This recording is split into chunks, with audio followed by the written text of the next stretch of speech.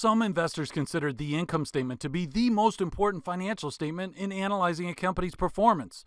Now, the income statement is also known as the statement of operations or the P&L statement, where P&L stands for profit and loss. And why do we call it that? Because that's exactly what the income statement tells us, whether the company earned a profit or loss during a given period of time. Okay, so is this company making any money? How do we know that? We take all the company's revenues and then we subtract all the company's expenses, and that gives us the company's net income, or if the expenses exceed the revenues, the company's net loss. So it's telling us, did this company earn a profit? Did they lose money during the prior quarter, the prior year, and so forth? Okay. Now, if we take the income statement, we compare it to the prior period income statement, we can also see whether sales are increasing or decreasing and whether the company's profits are increasing or decreasing. And that's helpful. For example, if we were to see that sales had increased, but profits had decreased, you'd say, that's interesting. Sales went up, but profits declined. What happened? Well, we can dig in and look at the company's expenses, because if expenses are increasing at a faster rate than sales, that's going to erode the company's profit. Okay? And we'll see the expenses on the income statement. So the income statement is an incredibly valuable tool. We're going to use it a lot in financial statement analysis.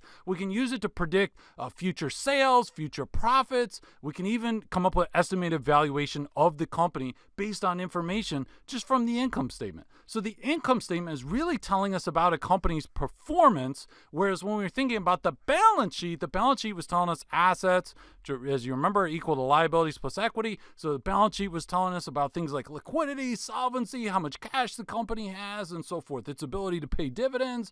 But with the income statement, we're really drilling down and focusing on the company's performance for a specific period of time. So let's take a look at an actual income statement. So this is an income statement for Coca-Cola.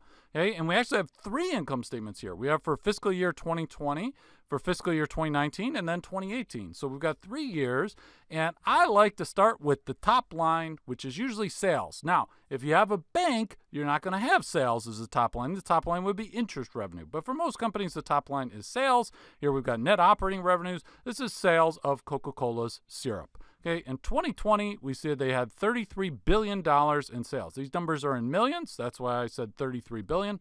So $33 billion in sales. And you say, wow, that's a lot of sales. Well, actually look at the prior year, and it had been $37 billion. So it went from $37 billion to $33 billion. It was actually a decline. So we see that sales declined by 11%, okay, from the prior year. Now, the question is, well, why? What happened? Why would sales go down? Well, if we look at the notes of Coca-Cola's financial statements, the notes say that they had a significant decrease in the amount of away-from-home sales, okay, away from home.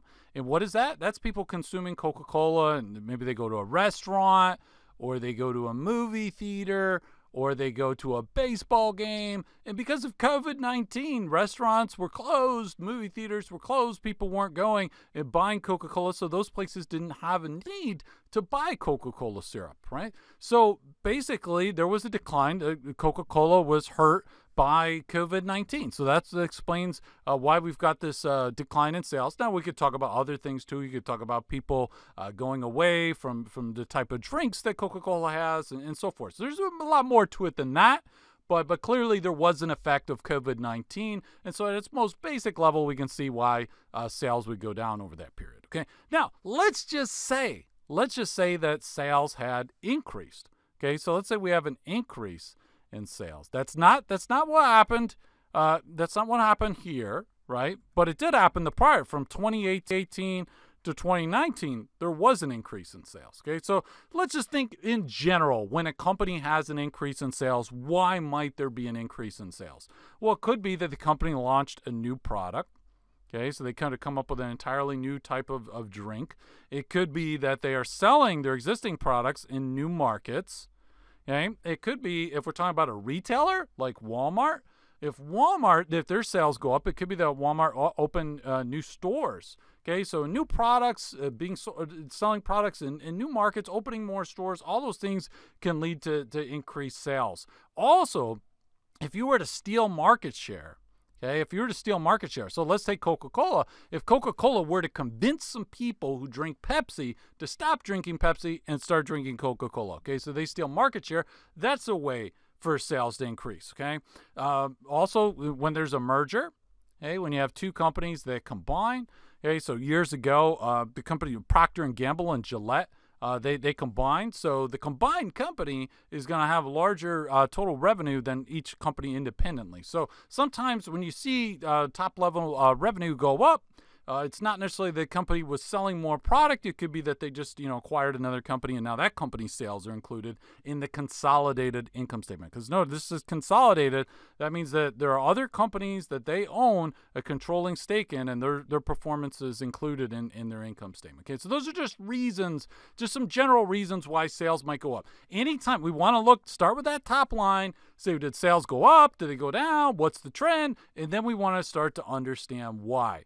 Now, when we go below sales, we start getting into the expenses, okay? Cost of goods sold. So that's the cost of Coca-Cola syrup. We see that is actually the largest expense. So that was $13 billion for the 2020 fiscal year. So that's the biggest expense here. So obviously the largest expenses are going to be the most important for the company to manage. We also see SG&A expense. That includes like salaries and things like that.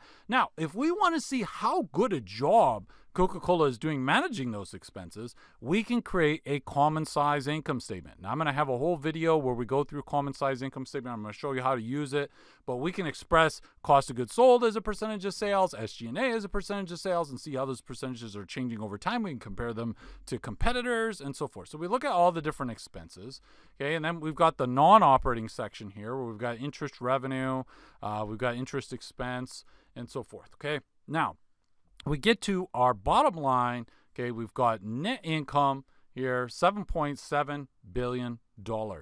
Now, a lot of companies will have right below the net income, so this is the bottom line profit, net income. A lot of companies will have the earnings per share right below that. So you see basic net income per share, okay? So this right here is EPS. Is earnings per share. So for 2020, it was $1.80 per share. Think of that as expressing this profit. You say, wow, $7.7 billion of profit. That's a lot of profit. But, how do I understand that if I own one share of Coca-Cola? You think about like, okay, it was $1.80 of profit per share. It's not that the shareholders are necessarily going to get that money, right? That depends on whether the company decides to issue a dividend or not. Okay. Now, another thing to think about is when you're looking at these expenses, cost of goods sold, SG&A, these are recurring expenses. You're going to have cost of goods sold every single year. It's always going to happen. But sometimes there will be expenses that are one-time expenses, okay? So one-time, for example, like a goodwill impairment or some kind of write-down. And so when you want to dig in, and for example, so we look at, these different items here, and we go to the notes and see, well, this other income or loss, what is that?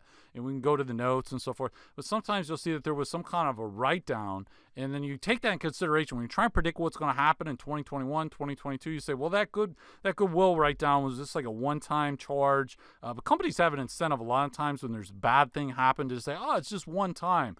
But it might be more recurring than they want to let on.